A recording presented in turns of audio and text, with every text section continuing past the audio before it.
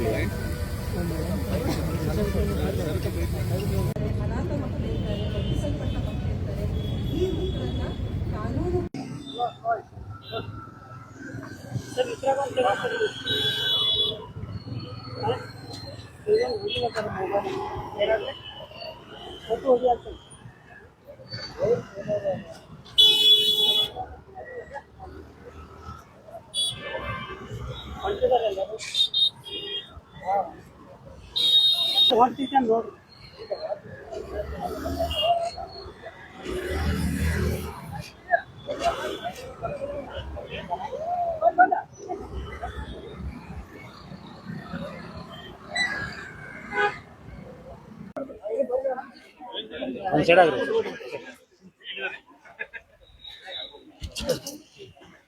ನಡಕ್ ಬರ್ಬೇಡ್ರಿ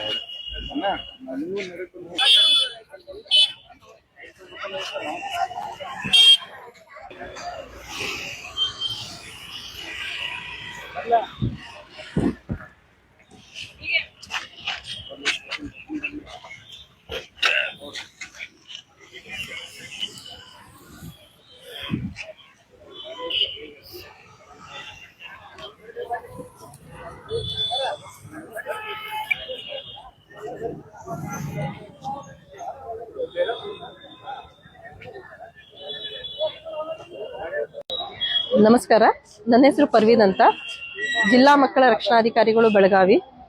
ನಾವು ಪ್ರತಿ ವರ್ಷ ನವೆಂಬರ್ ತಿಂಗಳನ್ನ ದತ್ತು ಮಾಸಾಚರಣೆ ಅಂತ ಹೇಳ್ಬಿಟ್ಟು ಸೆಲೆಬ್ರೇಟ್ ಮಾಡ್ತೀವಿ ನಮ್ಮ ಇಲಾಖೆಯ ವತಿಯಿಂದ.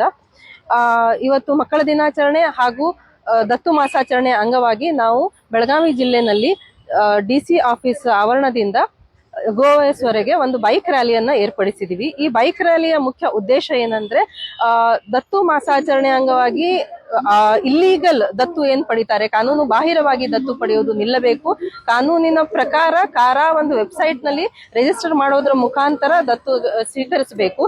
ಅದೇ ರೀತಿ ಭಾರತದಲ್ಲಿ ನಮ್ಮ ವಿಶೇಷ ಚೇತನ ಮಕ್ಕಳಿಗೆ ದತ್ತುನ ಸ್ವೀಕಾರ ಮಾಡ್ತಾ ಇಲ್ಲ. ವಿದೇಶಿ ಜನ ದತ್ತು ಸ್ವೀಕಾರಗಳ ವಿಶೇಷ ಚೇತನ ಮಕ್ಕಳಿದ್ದಾಗ ದತ್ತು ಸ್ವೀಕಾರ ಮಾಡ್ತಾ ಇದ್ದಾರೆ. ಆದ್ರೆ ಭಾರತದಲ್ಲಿ ವಿಶೇಷ ಚೇತನ ಮಕ್ಕಳಿಗೆ ಯಾವುದೇ ರೀತಿ ಪ್ರಾಮುಖ್ಯತೆ ಕೊಡ್ತಾ ಇಲ್ಲ, ಅವ್ರನ್ನ ದತ್ತು ಸ್ವೀಕಾರ ಮಾಡ್ತಾ ಇಲ್ಲ.